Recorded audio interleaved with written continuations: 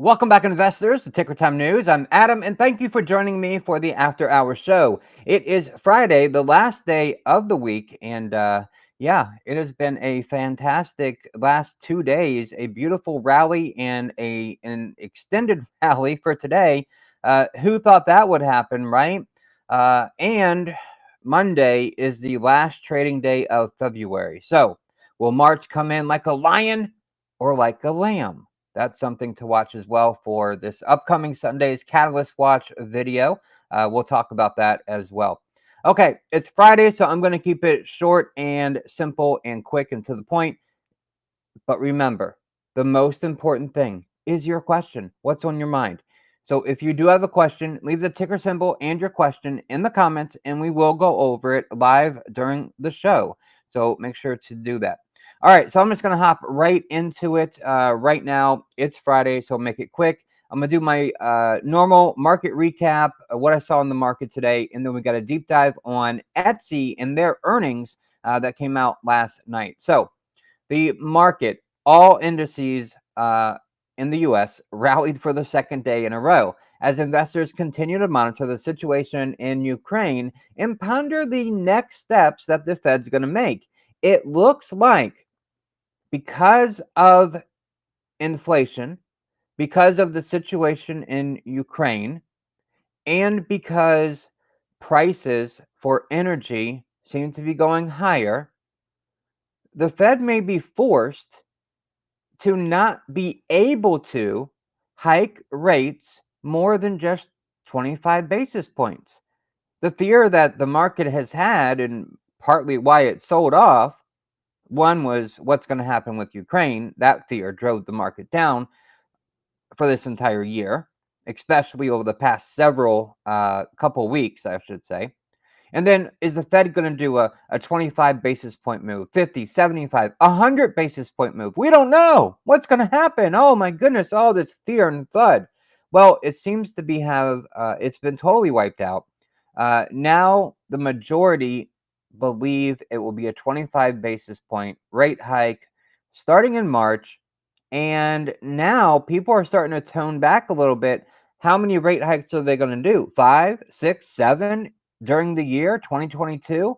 Well, they may not be able to get that many rate hikes in and be that hawkish because the economy just won't be able to handle it.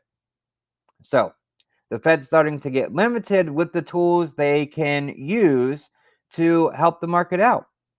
Okay, now, despite persistent inflationary pressures that we know are still there, the geopolitical risks stemming from Eastern Europe, and this all, like I just said, it's lowering the odds of a 50 basis point move by the Federal Reserve in their rate hike in March. Now, the market today, the Dow, it added 800 points.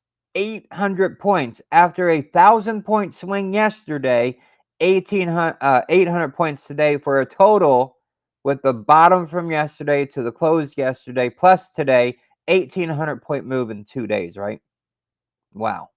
From bottom again to close today from yesterday. Incredible. Now, today's 800-point move is the best day for the Dow since November of 2020. So I hope you were long for the market today. The S&P 500, it gained 2.2%. The Nasdaq ended 1.6% higher, and the Russell, it jumped 2.3%. So even small caps were kicking it today. Now, prior to the open, futures turned positive after reports indicated that Russia was ready to seek a diplomatic solution with Ukraine. Now, there are so much propaganda out there that it is hard to know what media reports are true or not. So we have to take everything with like this comment, this headline, this title with, a pinch of salt, right? Because we just don't know. Now, presumably, that would happen, of course, after Russia gets what it wants. Tongue tied there, since Russian troops were reportedly close to Ukraine's capital. So yeah, Russia achieves their goals that they set out to do, and now they want a diplomatic solution after they've already gotten what they want. I don't know. Seems to be a little conflict there in the reporting. So we just have to wait and see. Wait and see what the weekend brings us. Now, since a lot of the investors were long in this market today, let's go to the 5-minute chart here on the S&P 500. And again, just like we've seen over the past several closes, we've got this big red candle into the close. You can see that big red candle on the bottom there. That's the volume. And there's always, this whole year, the pattern has been the last 5, 10, 15 minutes of trading, there's a lot of selling pressure because usually people are selling into strength, right? Well, today it was similar, but slightly different. Usually it's, 10, 15 minutes, right? But today it was solely the last 5 minutes of trading. 10 minutes and the 15-minute mark from the close were both green. So people were buying into the close up to the last 5 minutes, and that batch was lower than that level of volume, was lower than the closing volumes of the past several days. So more people were holding onto their positions into the close today than normal. Okay. Which I found a little odd. I thought for sure we would see the same last 15 minutes of trading and we'd see a big boost of selling. And I figured we'd see a bigger boost of selling because the money flow index, it's like way overbought. Relative strength is not, but money flow is at an 83. That's overbought. But relative strength is sitting at a 65, so it's not overbought yet, but it's getting close. And I thought for sure after yesterday's big rally from the bottom, I mean, look at this. And then, of course, today, but most of it came in the morning. And then there was a bit of buying and rallying into the close today. But the majority of it came during the morning. And I thought for sure profit taking would be closed, positions would be closed out at the end of the day because nobody would want to hold an open position through the weekend because of the uncertainty with the Ukraine situation. But I guess the headlines worked, right? Okay, another thing to point out here about today in the market is that since no sanctions were placed on Russia's oil and gas exports, there was optimism that the situation wouldn't escape inflation pressure, as many investors feared.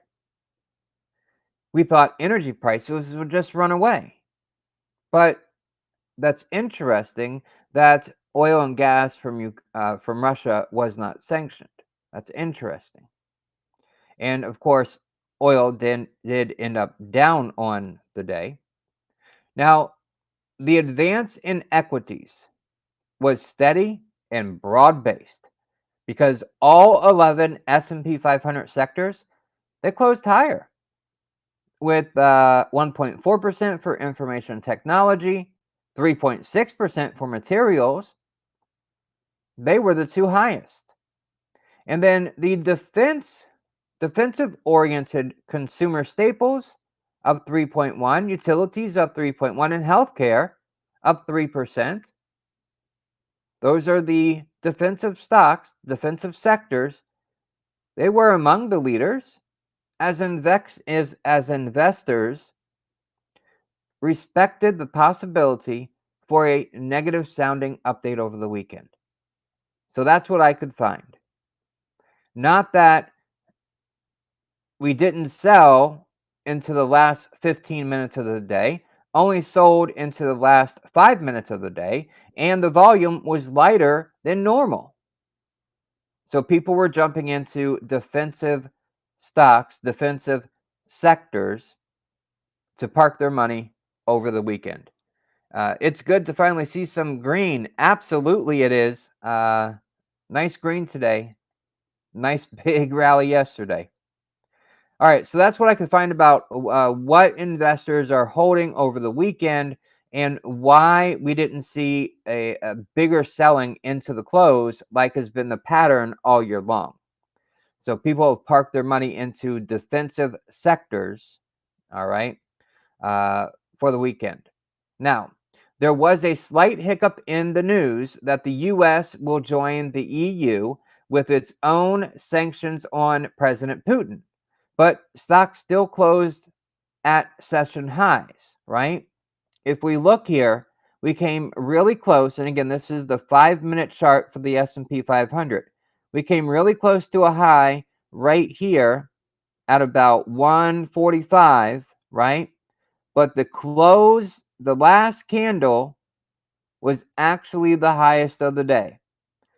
4384.64 was the close for the S&P 500. Now, despite the improved geopolitical perspective, investors and, of course, the Fed were reminded that inflation is still a sticky situation.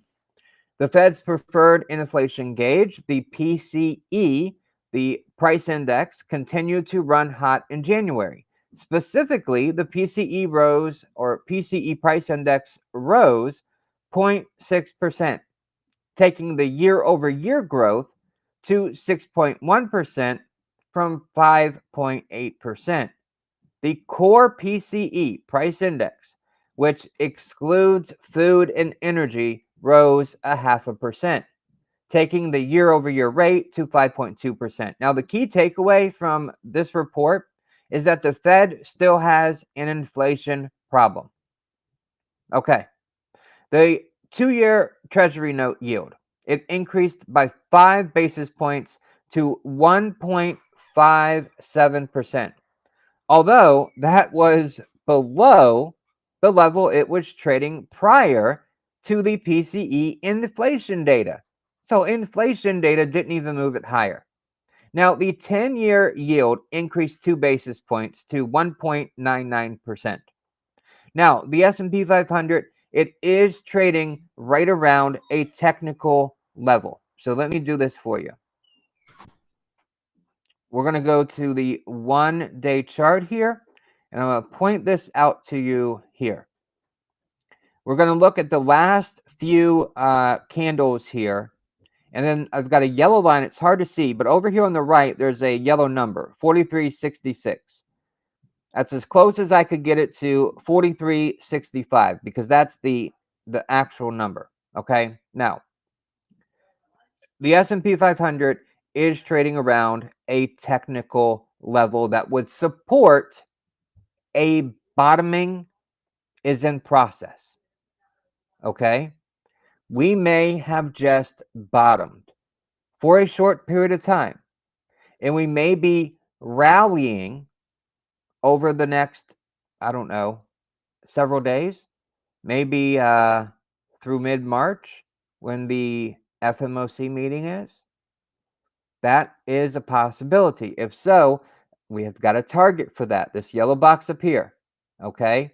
This yellow box up here right around 45.85, let's call it 45.85. That would be our target for where we're going next in the short term. Now, the S&P 500, it needed to close above 4365, which is this red box, yellow box right here. It says 4366. That's as close as I could get it. I couldn't get it right on 4365. And what did we do? We closed above 4365. Let me do this. I'm going to draw this line right across here. I'll change it not red because there we go. That line, let's just change it to orange. All right.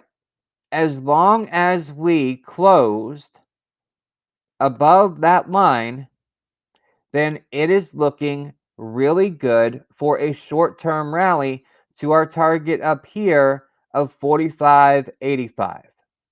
Okay? It needed to close above 43.65, and it did. It did. Now, when prices remain under prior day's highs in a negative trend or bearish momentum, meaning moving down, that's when you should be long and buy the dip. That's right. That is key. If we look back here to our most recent rally, okay, back here, the end of January, what did we get? We got this one green candle right here, right? And what did it do? It closed above the previous day's high, right? Where that candle wick is. It closed above it. That was the sign that said the rally is on. Short term, obviously, but that was your sign. Now, the day before, look, did we close higher? No, we closed lower. We can go back even to the previous day. Did we close higher than the previous day's high? No, we closed lower, right? So we were in a downtrend, right? Downtrend. And then we got this bounce, this green candle here, and it closed above the previous day's high. That is a sign that we're ready to run. We're ready to run.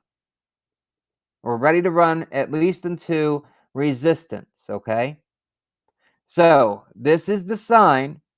As long as nothing major changes in the market over the weekend, on Monday, we should kick it into gear and start climbing our way all the way up, all the way up to this yellow box here at the top, this yellow box up here at 45.85. That's my short-term target for the S&P 500 and where I believe it's going next. So, I'm anticipating that markets work their way higher until the March FOMC meeting. And then this is the important tagline here. Growth should outperform value until then. Yes, growth, baby. Growth stocks have been beaten up so bad. I believe that growth stocks will outperform value stocks from now until the FOMC meeting, mid-March.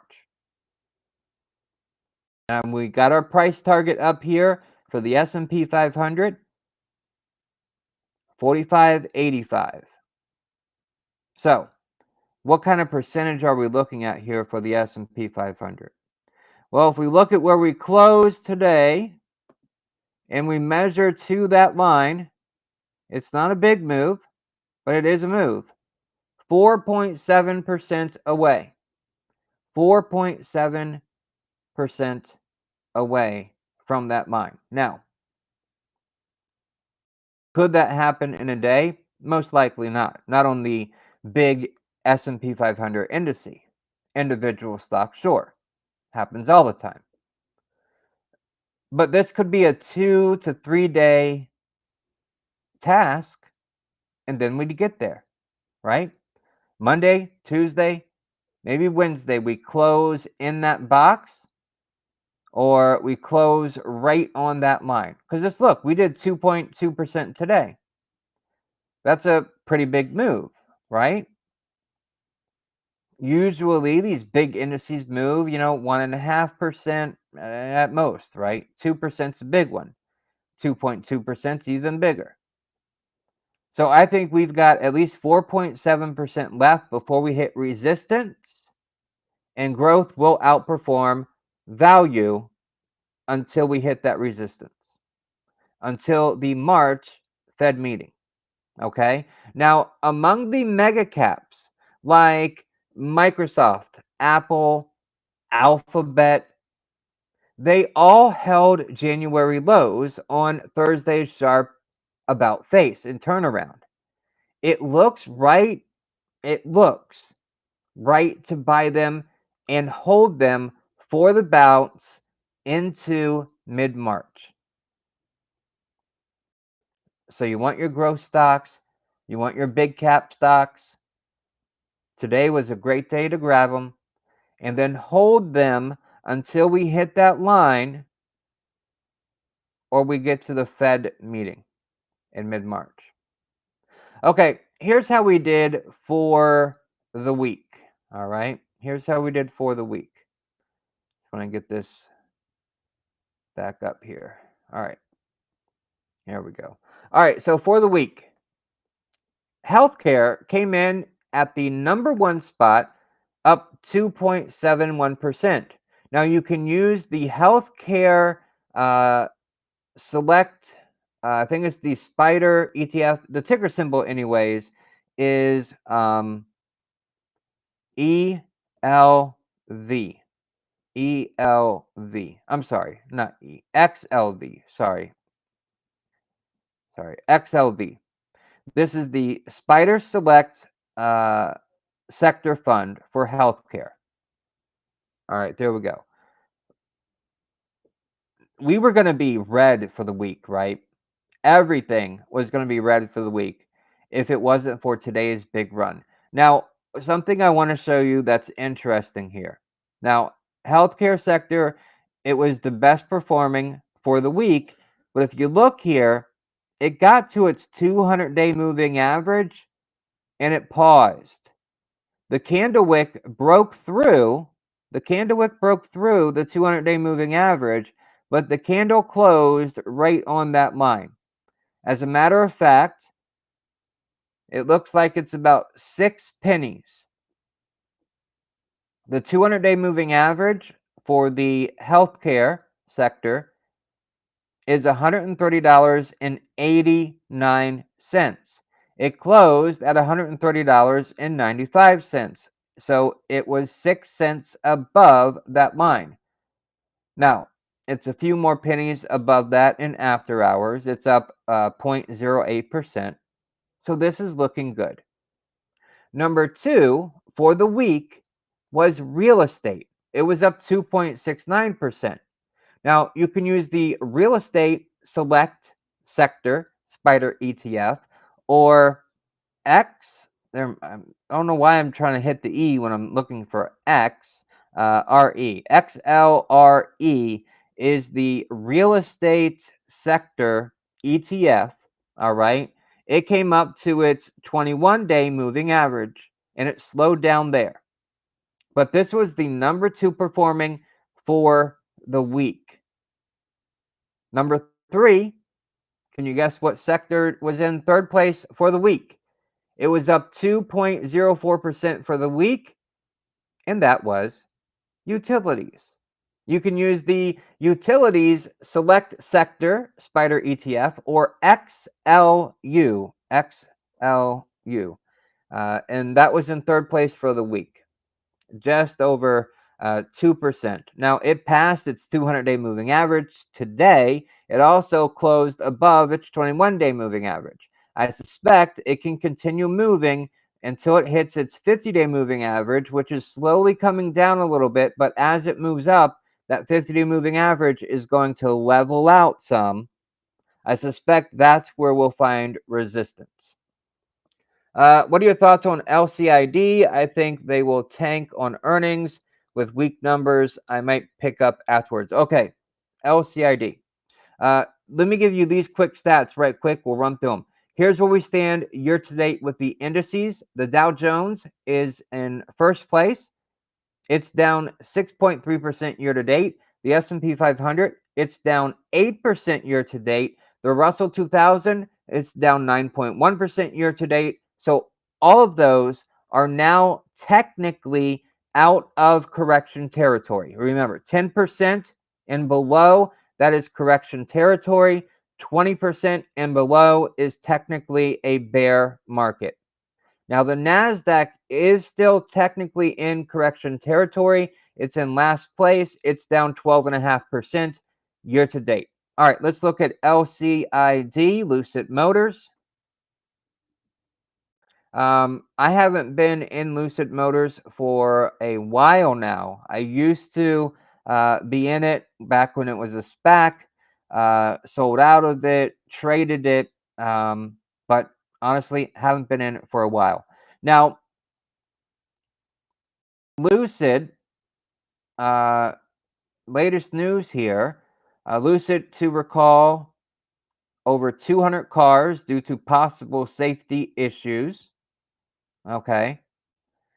Recall could be a deceptive use of the word there because a lot of times they can just do an over the air update so the cars aren't really recalled. But I haven't read the story to find out whether or not the cars have to physically come back in or not.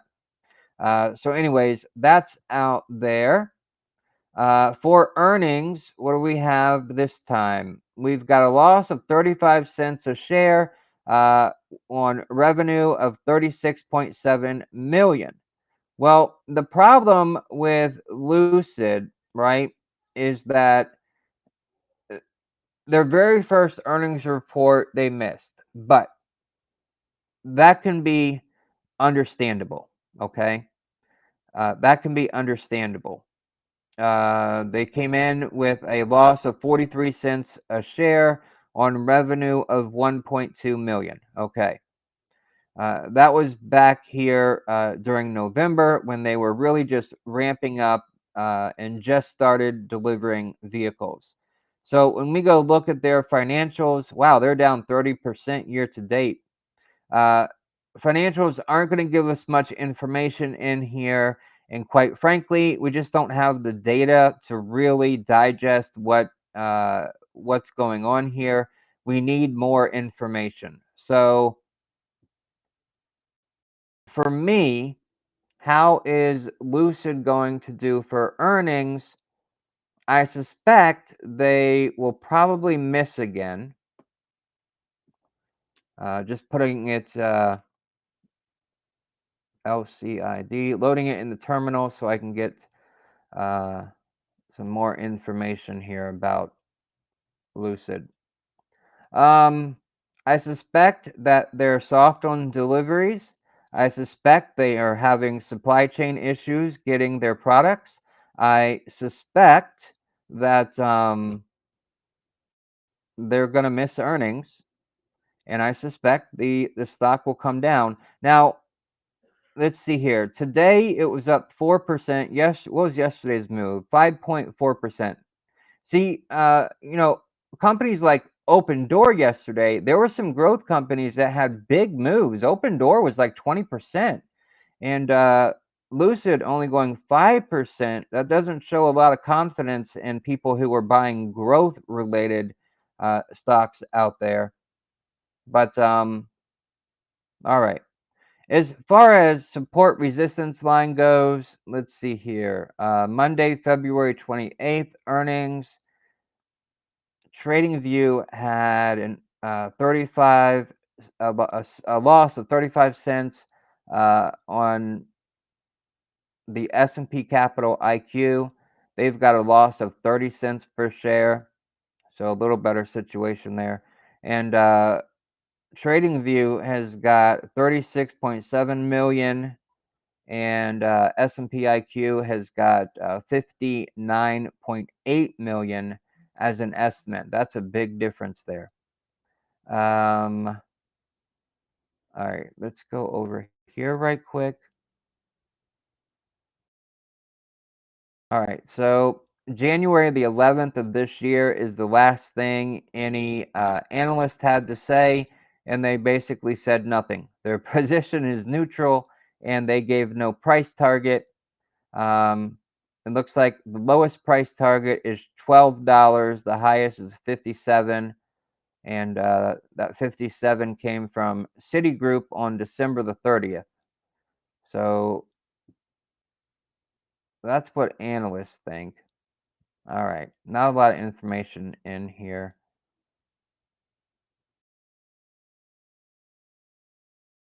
about them. Uh, on February the 2nd, Trinity Capital sold Lucid Group and Matterport about $59.8 million from selling both. So it doesn't break it down here how much is what. All right, let's see. Any other specific news recently? Um, all right, I'm not seeing any recent specific news here. Okay. All right. Well, I think they're going to miss. And if we're looking for a place where they might land, I mean, it's really tough to say because this thing, it just can move without any type of structure. But there's definitely a psychological number right around $20 a share. Anything under that seems like it's been a bargain for the most part, because Lucid, for the most part now, during January, um, the end of January, I should say, in February, it's held up pretty darn well. I mean, when the market was falling pretty hard, um, Lucid for February, let's get February here. So it closed there to right now. Lucid is down 10.8% for the month of February. And if we go from their close here on February the 1st, if we just look at where it closed the day before yesterday, it was down 20%. So yesterday's big move and today's move definitely helped it. Uh, Definitely helped it. But I think it'll be a miss. I think they're going to run up to resistance here on the 21-day moving average. If you look at that, that's this purple line coming down on February 17th. It got rejected there, but also its 200-day moving average, it was rejected there. So if it comes up to that, it's got a price line, resistance area, and then the 21-day moving average would be resistance also. And that's right about 27.25 a share. If it falls, it could easily break $20 a share if it falls. And it looks like the second area of support would be about 17.25 a share. Maybe some support there if it does break $20 a share. But if it does, depending on its delivery situation, like if it barely misses on deliveries, then I say getting it under $20 a share would probably be a good idea. But if it misses deliveries or production numbers big time, then maybe you want to see it dip below $17 a share before picking some up. So that's my thoughts there on Lucid and picking up shares or not, if you want to. If you look at where it is right now, even though it had a pretty big move yesterday and then a 4% move today, then you can look at the RSI here, and it's still at a 36. So that's relatively low. It's not oversold, but it's 6 points away from being oversold, sitting at 36. And if we look at the money flow in RSI, we've got the money flow index sitting at a 48, starting to turn the tide there and go back to the up ascending position. But of course, yesterday and today, of course, played a big role in that. It looks like we got our buy signals on February 3rd and February 9th, and that's when Lucid was sitting right about where it is right now. But of course, the RSI was much lower, and the money flow index, money had just been vacuumed out of the stock at that point. I mean, it was really low. We hadn't seen it that low. We'd have to go all the way back to September when we had that blip right, let's see here, right here above my head that blip right there. And we got that triangle coming out of the pattern there. That dip. We haven't seen money flow uh, that week since that point in time. So that's something to watch too. If that money flow starts to dip on earnings, if we get to a low point like that, and that would have been at a, let's see, it would have been at a 4 or 5 level, which is a incredibly oversold and incredibly money being pulled out of the stock there. All right, so there's a couple things there for uh, Lucid Motors. Any other questions, feel free to ask. I'm here to do it for you. All right, I'll do the deep dive on Etsy. Let me just write the time down so I can put that timestamp in the description. What do we got here? 30, I'm going to call it 37. All right. So for, excuse me for a moment. Etsy's ticker symbol, ETSY. I would help if I could type in the right numbers. ETSY for Etsy. Now, Etsy's been one, it's been tough. It's been difficult at times. It had a nice, it was definitely a pandemic winner. And Etsy picked up a nice audience during the pandemic. People who had never heard of Etsy came on board. So they definitely had a really nice pandemic play. But now that things have started to change, people are becoming more mobilized, meaning they can go out in the world and go to a physical shop to buy something, go to their favorite boutique to buy something. There's a metric on Etsy that shows that people aren't leaving the platform as much as one might think. They're still sticking around. So Etsy was up 16.2% today. And it has been in a downtrend that started on November the 26th, 2021. It has been in a downtrend ever since then. Okay. It hit a bottom yesterday of $109. Okay. Yesterday, $109. Nearly broke $100 a share. That would have been incredible. Remember a couple days ago, I was talking about getting a shopping list together of stocks that you wanted to own and at what price point you would be willing to pay. This is the prime example of one. Etsy seems like it's starting to win me over. I guess I should lead with that. Etsy is starting to win me over. Hadn't really been a fan before, but I'm starting to come around to Etsy here. So, with that said, almost sub $100 a share. Now back to with yesterday, and then of course today's big run. It's up to $148.94 a share. When it closed today, it's down a tenth of a percent in after hours. So Etsy, it's making investors feel like besties. That's the best I could come up with. Its shares surged higher today after the company reported its Q4 results and its guidance.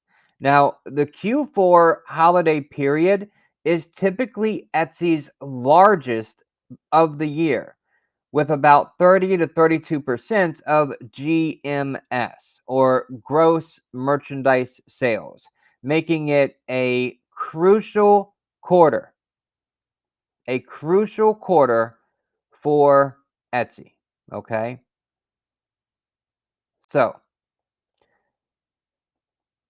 at first glance of Etsy, the headline numbers, they don't seem to warrant this big 16 move in the stock's price, right? If I pull this up, yep, they beat EPS by 44%. Okay, I'll give you that.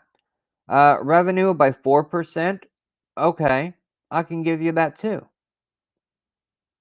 But EPS, revenue, and of course the GMS, they exceeded expectations. But the issue came with the Q1 revenue guidance. It was below estimates. But I have a theory on that one. And then Etsy guided to a quarter over quarter decline in its EBITDA margin. So, the big question that I had when looking at this and then looking at the numbers, why was the stock trading so high today? So much higher, 16.2%. Well, first, Q4 results were actually quite strong. You know, the company benefited during the holiday season from competing retailers sluggish with congested supply chains. Now, the company noted, Etsy, that is, Etsy, the company, noted that the pandemic introduced millions of people to Etsy for the first time, and that those shoppers, they keep coming back even as the pandemic eases. Looking ahead at Etsy, Etsy believes that it's in the early days of expanding its market share, largely because its platform's offerings are unique.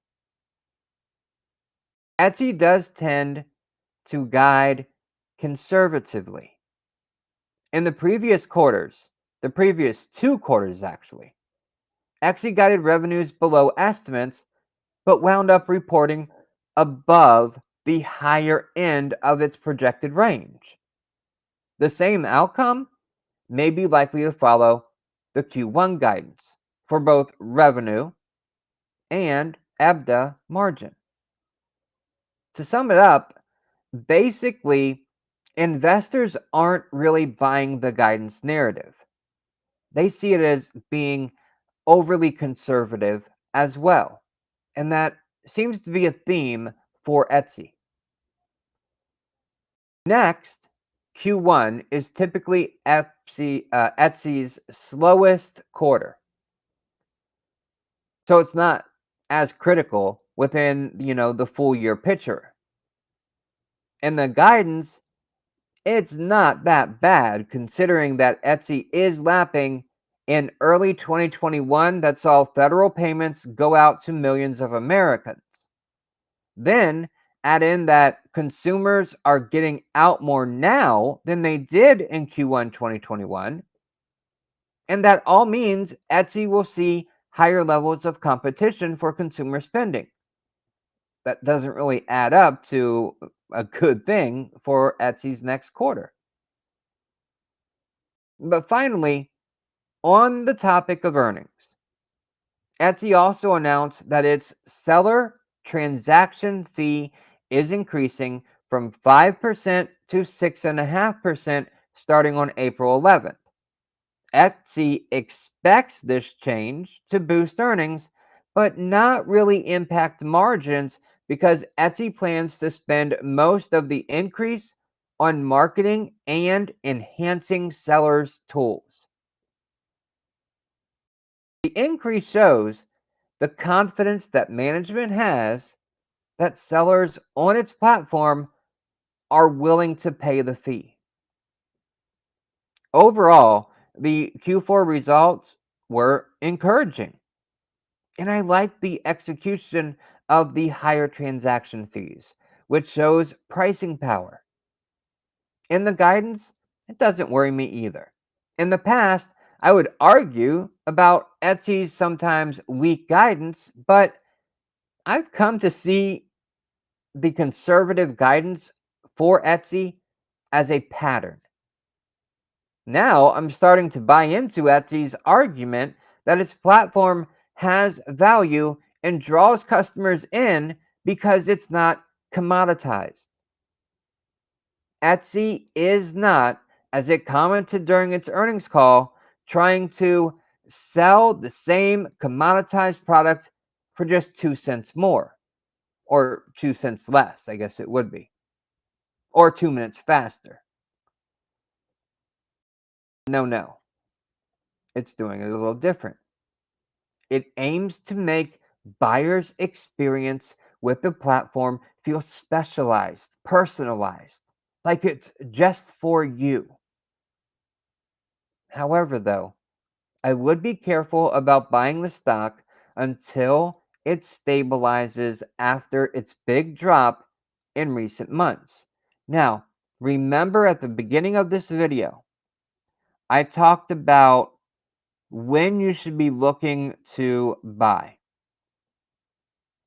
If a candle can close above the previous day's high, that can be a sign that it's okay to buy the dip when you're in a downtrend. Let's see how this worked out. It doesn't always work out, but if we look, obviously yesterday we closed above the previous day's high, but we got this big 16% move today. Most of that came because of earnings, not necessarily movements of today.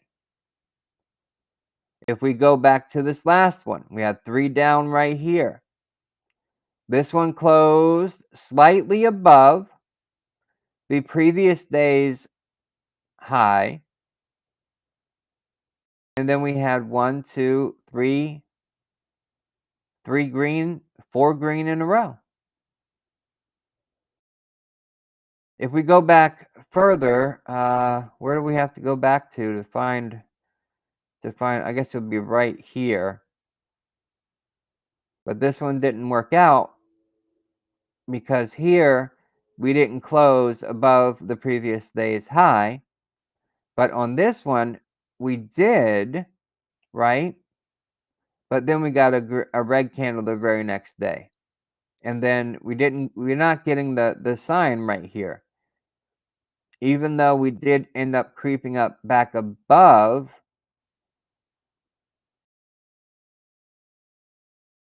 it just didn't work out here. There was really no downtrend to look at. And if we look here, this isn't really a reversal either, because it's only 2 greens, 2 green candles. So, the sign is just not present until you look at yesterday and then today's. But we're getting close to resistance here. Up here at about $155, we'll find some resistance for Etsy. So I think on Etsy, it would be best to wait for this stock to really find its bottom. I'm not sure if it's found that bottom yet. If we look here, just real quick, and then I'll wrap this up. I'm going to measure from its high right here to where we are right now. That's a 51% decline. If we go down to the close before yesterday, that would be a 61.8% decline. That's pretty reasonable for a growth stock like Etsy. But buying in right now may not be the best idea. RSI is at a 40. That's not too bad. But if we look here, the money flow is at a 66. It's not oversold, but it's getting close. You got to get to 70. So it's really close to 70. And then we'll probably have it, pull back down, have a couple of red days.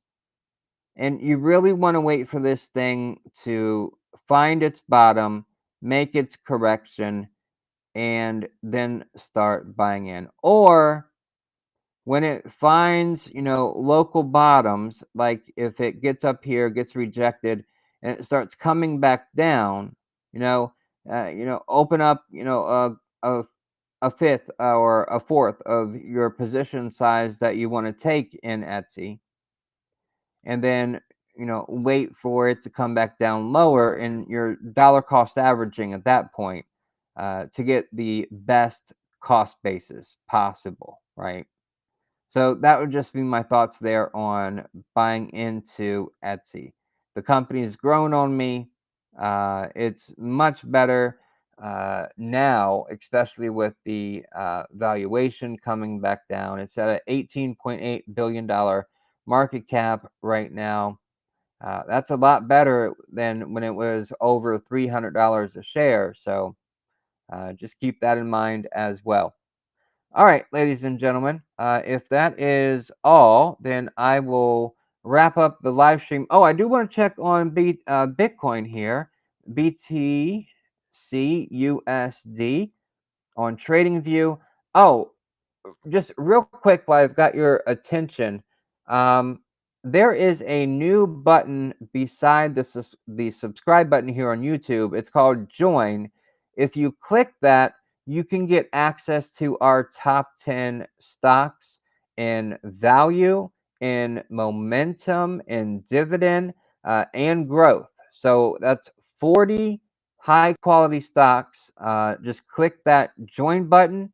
That also helps to support our work, and then you get that awesome benefit there as well. So Bitcoin is now up 2.9% at this moment, 39,445. Big candle wick on the bottom yesterday. It got down into our yellow box here, but it has not closed down here yet in this yellow box. But we're watching it closely. This rally for Bitcoin, I could see it going back up to its trend line. At least that's where I'd like to see it go, and that's right around 45,000 right now. So about 5,550 or so points that needs to make to get to that point. But I would love to see it back above that trend line, because that trend line has been so important for Bitcoin to get back above it.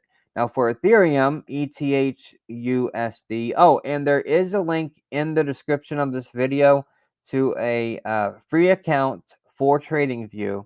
It's where we do all of our technical analysis on a stock. And here you see Ethereum. It's in the same boat, right? Except it made a bigger percentage move of 8.4% today.